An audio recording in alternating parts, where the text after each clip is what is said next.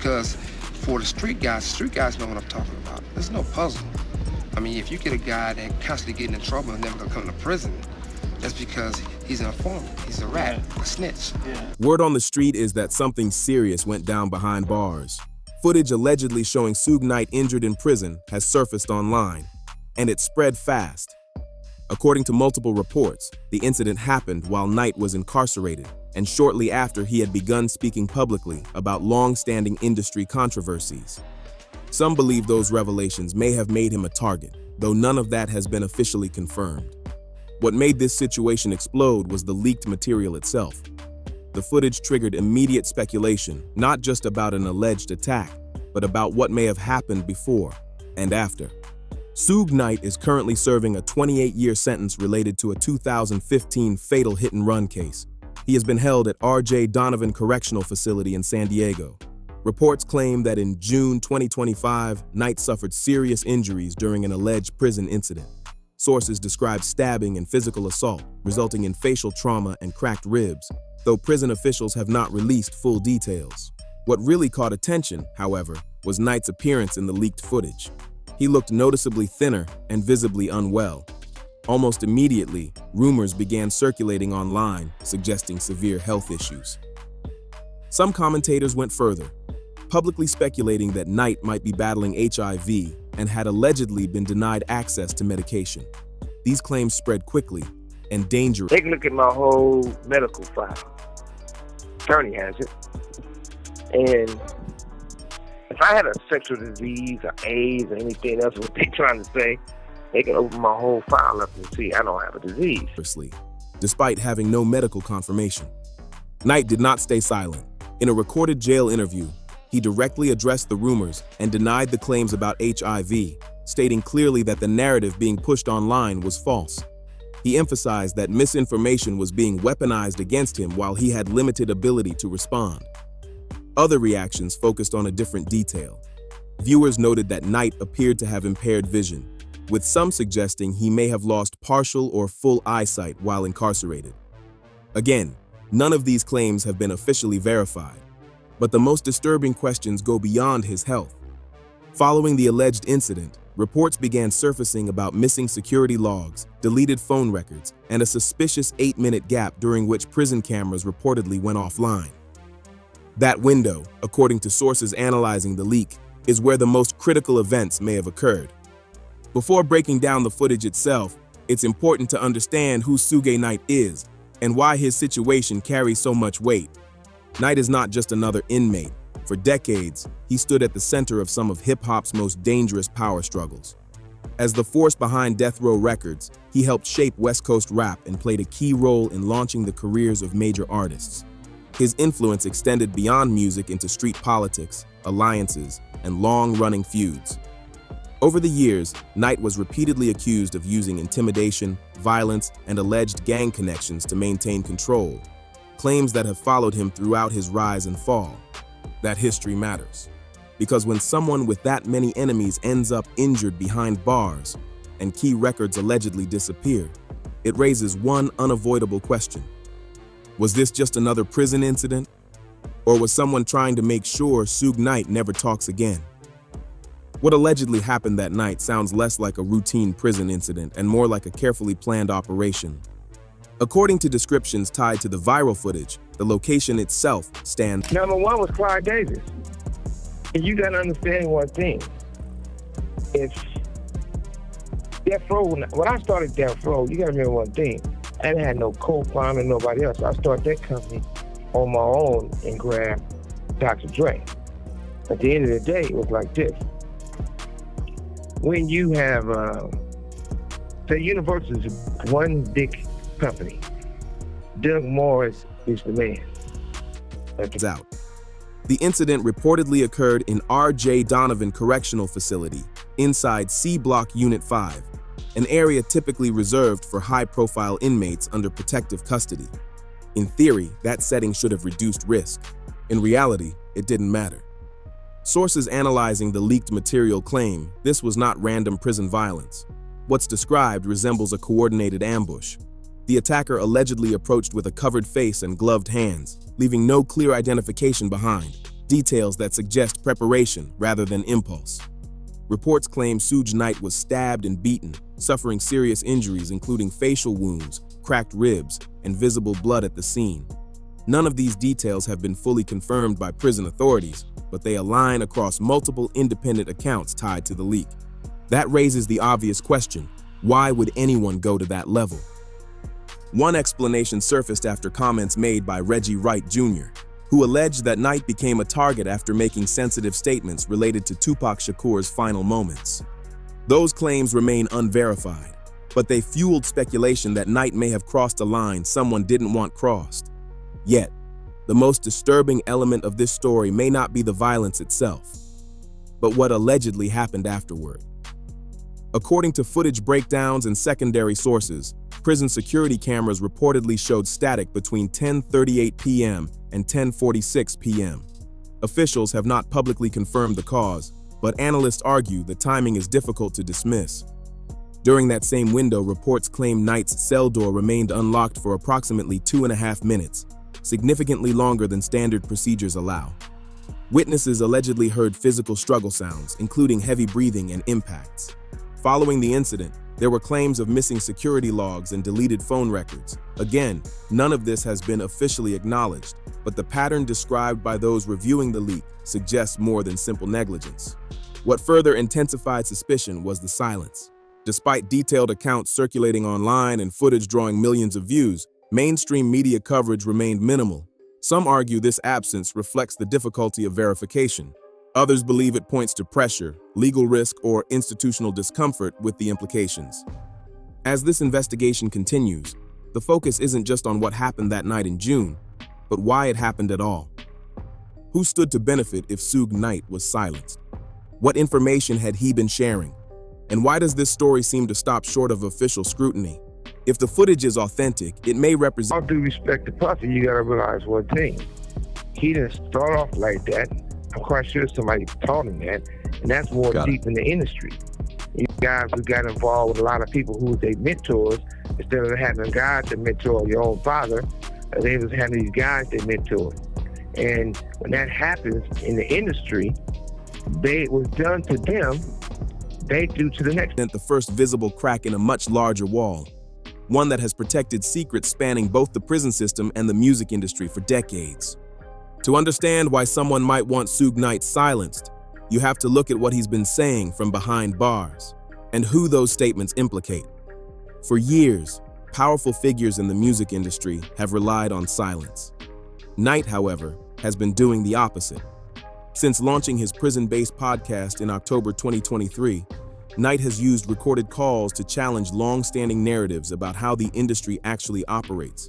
According to him, what the public sees is a carefully managed image, and what's hidden underneath is a network of corruption, protection, and abuse. These were not casual conversations.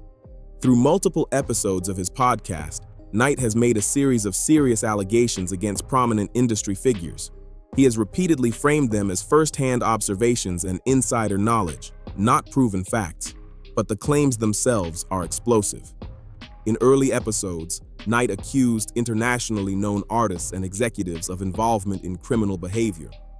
One episode included allegations of sexual misconduct involving minors, claims that have not been substantiated and remain allegations only. Still, the severity of those statements alone was enough to shock listeners and trigger immediate backlash. As the podcast continued, the accusations widened. In later episodes, Knight claimed that powerful executives had cooperated with law enforcement to protect themselves and others. Not just to snitch and be smart, son, because Tupac not dead. Tupac not dead. He was dead. They'd be arresting those dudes for murder. You know he was somewhere smoking a Cuban cigar on the island somewhere, you know what I mean? He alleged that certain figures acted as informants, trading information in exchange for immunity. If true, Knight suggested, this would explain why some individuals have avoided serious legal consequences despite decades of controversy. Knight specifically named Sean Combs, implying a long-standing pattern of protection within the system. He also referenced Jimmy Iovine, alleging surveillance and behind-the-scenes manipulation during his incarceration, claims that have never been verified. The pattern Knight describes is one of selective accountability, a system where power, money, and information determine who gets exposed and who gets shielded. He extended these claims further by discussing Dr. Dre, revisiting past allegations of violence that had previously been reported publicly, while adding his own perspective and additional context. While some incidents were already known, Knight framed them as part of a broader culture of protection rather than isolated events. Knight has also mentioned Snoop Dogg and Clive Davis, suggesting that the industry's power structure functions as a closed circle, one that enforces silence and punishes those who break it. Importantly, Knight has repeatedly stated that he is not targeting individuals out of personal grudges, but exposing what he believes is a systemic problem. In his view, the real danger isn't any single person. It's the system that enables misconduct and ensures consequences rarely reach the top. This context changes how the alleged prison attack is interpreted. If Knight's statements threatened to disrupt that system, if he was naming names and challenging long-standing protections, then the timing of the incident becomes harder to ignore. Whether his claims are true or not remains unresolved. But one thing is clear: once Knight started speaking publicly from prison, he positioned himself as a liability. And in an industry built on silence, liabilities don't last long. Knight's statements reveal how he believes the music industry truly operates, not as competing companies, but as a tightly connected system controlled by a small group of decision-makers who determine who rises and who disappears. When Knight speaks about figures like Clive Davis and Doug Morris, he isn't describing individual rivalries. He's pointing to what he sees as the architects of an industry-wide power structure. Executives operating behind the scenes, shaping careers, narratives, and consequences. According to Knight, the abuse and exploitation he describes were not isolated incidents. He frames them as part of a culture that became normalized, protected, and passed down over generations. In his telling, victims often became participants, and silence was rewarded while resistance was punished. This, Knight argues, created a cycle, one where misconduct was absorbed into the system rather than exposed. What makes Knight especially dangerous to that system isn't just the accusations themselves, it's the scope of his knowledge. He claims decades of first-hand exposure to how deals were made, how disputes were handled, and how problems quietly disappeared. In his view, what the public sees is only a surface layer. Knight has also spoken at length about his own experience with that power structure, particularly his refusal to sell Death Row Records at its peak value. He has claimed that after resisting pressure to comply, the label was ultimately stripped from him and sold for a fraction of its worth. To Knight, this wasn't business failure, it was enforcement. He describes a system where cooperation buys protection and defiance brings destruction, whether through legal pressure, financial ruin, or reputational collapse. In multiple interviews, Knight has suggested that law enforcement and industry power brokers operate under a two-tier reality, one set of rules for those who cooperate and another for those who don't. This context explains why Knight believes someone would want him silenced. He isn't positioning himself as a disgruntled former executive. He presents himself as a liability, a man with nothing left to protect and decades of information capable of damaging powerful reputations. Each interview, each podcast episode, each claim adds pressure to an industry built on controlled narratives. From that perspective, the alleged prison attack takes on a different meaning. If Knight is correct, then this wasn't random violence. It was an attempt to neutralize a problem, permanently. But to fully understand why his voice is considered so dangerous, you have to look at Knight's place in hip-hop history, and one story that still refuses to die. Because Knight's name will always be tied to Tupac Shakur. Knight didn't just witness hip-hop history, he helped create it. Through Death Row Records, he played a central role in launching the careers of Dr. Dre, Snoop Dogg, and Tupac Shakur, generating over $100 million in just 4 years and reshaping the sound, business, and culture of American music. And in recent years, Knight has made it clear that he believes the official story surrounding Tupac's death is incomplete. Those claims, more than anything else, may explain why this story doesn't end with a prison attack. It leads straight back to one of the most controversial deaths in music history. The G-Funk sound that emerged from Death Row Records didn't just dominate the charts. It became the soundtrack of the streets and established West Coast hip-hop as a cultural force capable of rivaling and eventually overtaking anything coming out of the East Coast. But Suge Knight's impact went far beyond producing hit records. He fundamentally changed how hip-hop artists were promoted, protected, and positioned within the industry. Knight understood that music alone wasn't enough. Image, loyalty, and power mattered just as much. One of the most defining moments of his career came in 1995, when Knight posted bail for Tupac Shakur, pulling him out of legal limbo and bringing him into the death row ecosystem. That move directly led to All Eyes on Me in 1996, a double album that became a commercial and cultural milestone. This wasn't just a business deal, it was a turning point in hip-hop history. Under Knight's leadership, Death Row represented something unprecedented, a black-owned powerhouse operating on its own terms, refusing to bow to traditional industry pressure, and generating revenue that rivaled the major labels. Albums like The Chronic by Dr. Dre, which went triple platinum, and Doggy Style by Snoop Dogg, which reached quadruple platinum, didn't just sell records. They defined the sound, look, and attitude of West Coast hip-hop. However, Knight's most controversial contribution to the culture wasn't musical. It was political. The mid-1990s East Coast-West Coast rivalry didn't explode by accident. Knight played a central role in escalating tensions, most notably during the 1995 Source Awards, where he publicly challenged the East Coast establishment and directly targeted Sean Combs and Bad Boy Records. That moment wasn't just a diss, it was a declaration.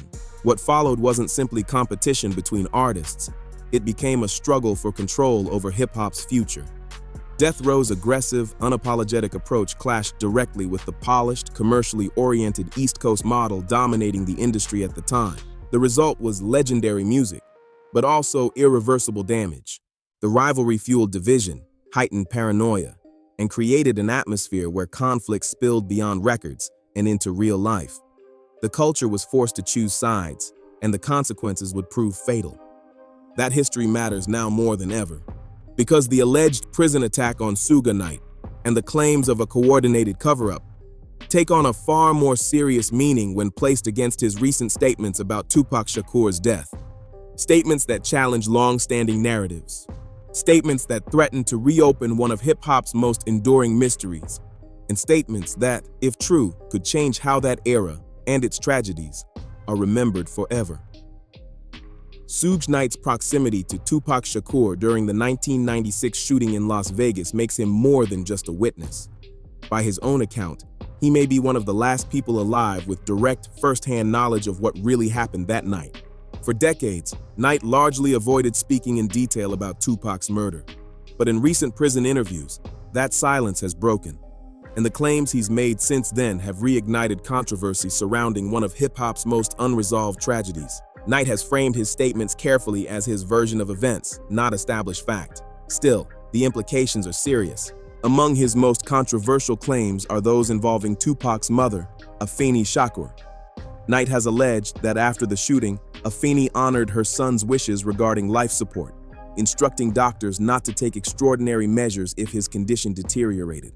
These claims have never been independently confirmed and remain disputed, but they added another emotionally charged layer to an already painful story. Even more explosive are Knight's long-standing allegations surrounding Sean Combs. Knight has repeatedly suggested that Combs had a motive tied to the East Coast-West Coast rivalry and Death Row Records' dominance at the time.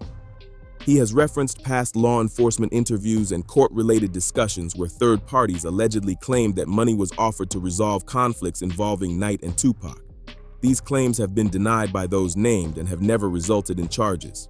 Knight emphasizes that his perspective comes from being inside the vehicle when the shots were fired, a position that, in his view, gives his account unique weight, even if it remains contested. When Knight speaks about that night, he often shifts away from conspiracy and focuses instead on his personal relationship with Tupac. He has described the chaos, the confusion, and the bond between them, portraying Tupac not just as an artist, but as someone under constant pressure from forces far larger than music.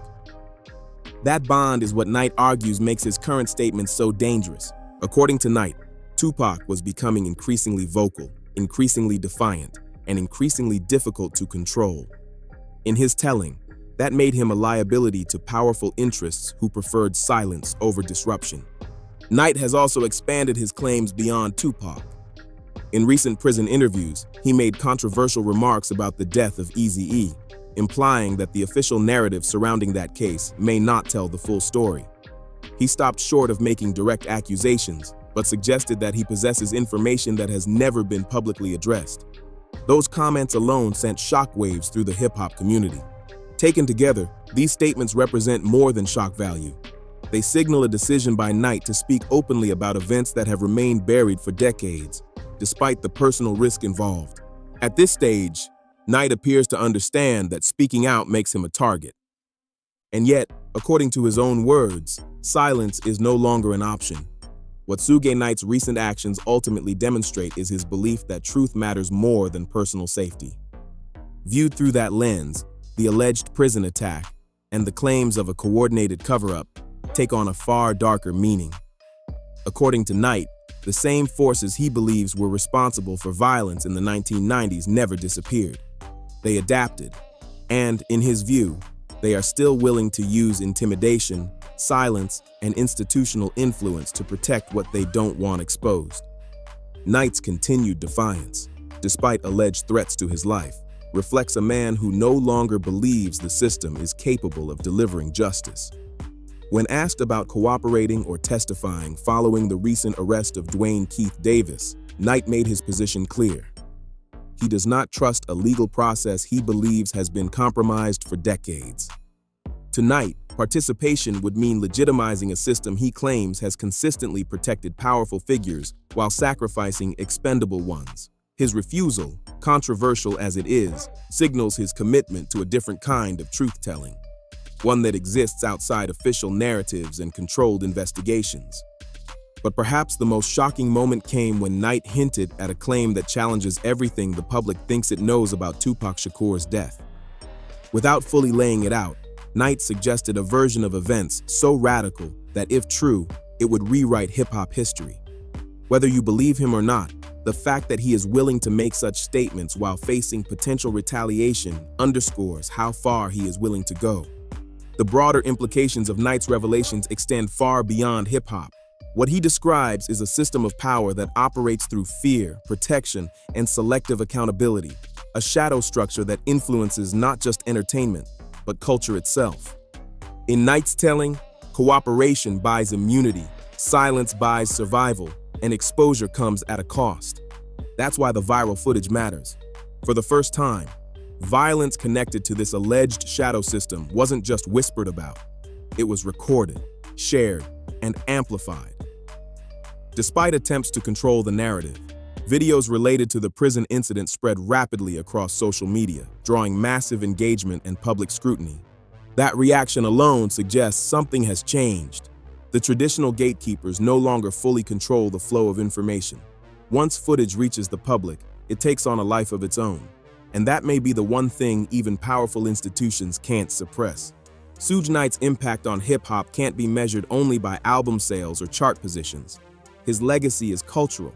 He helped reshape the industry, challenge power structures, and amplify voices that were previously ignored. The fact that, decades later, forces may still be trying to silence him speaks volumes about the weight of what he knows. The alleged attack on Suge Knight and the questions surrounding its aftermath represent more than an assault on one man. They represent an attempt to bury uncomfortable truths about hip-hop's darkest chapters. But the emergence of this footage proves something else. Some truths are too dangerous to contain, and some stories refuse to die. If you want to follow how this story continues to unfold, subscribe to the channel. Like the video if you think these questions deserve answers. Share it so others can decide for themselves. And most importantly, drop your thoughts in the comments. Do you believe Suge Knight, or do you think there's still more we haven't seen?